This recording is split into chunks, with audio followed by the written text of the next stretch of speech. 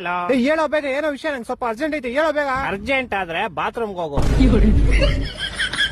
Shoot ಹಾಕ್ಬೇಡ, ಏನ್ ವಿಷಯ ಹೇಳಲಿ. ಒಂದ್ ಊರಲ್ಲಿ ಒಂದ್ ಕೋಳಿ ಇತ್ತಂತೆ. ಕೋಳಿನ ತಕ್ ತಿಕ್ಕಿಡ್ಕೊ, ನನ್ಗೇನ್ ಹೇಳ್ತೀಯ? ಕೇಳಪ್ಪ, ಇದು ಇಂಪಾರ್ಟೆಂಟ್, ನಿನ್ ಲೈಫ್ ಅಲ್ಲಿ ಮುಂದೆ ಯೂಸ್ ಆಗುತ್ತೆ.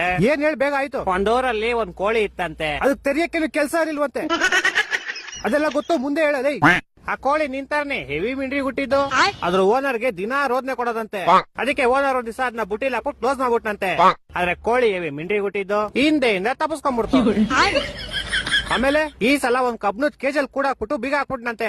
ಆದ್ರೆ ಕೋಳಿ ಮತ್ತೆ ಮಿಂಡ್ರಿ ಹುಟ್ಟಿದ್ದು ಈ ಸಲ ಹಿಂದೆಯಿಂದ ತಪ್ಪಿಸ್ಕೊಂಡ್ಬಿಡ್ತು. ಅದಕ್ ನಾನೇನೋ ಮಾಡ್ಲಿ, ನೀನ್ ಕೇಳಿಸ್ಕೋ. ಈ ಸಲ ಓನರ್ಗೆ ಫುಲ್ ಕೋಪ ಬಂದ್ಬಿಡ್ತು. ಆ ಕೋಪಕ್ಕೆ ಅದನ್ನ ಕಟ್ ಮಾಡ್ಕೊಂಡ್ ಚಿಕನ್ ತಂದೂರಿ ಮಾಡ್ಕೊಂಡ್ ತಿನ್ಕೊಂಡ್ಬಿಟ್ಟ.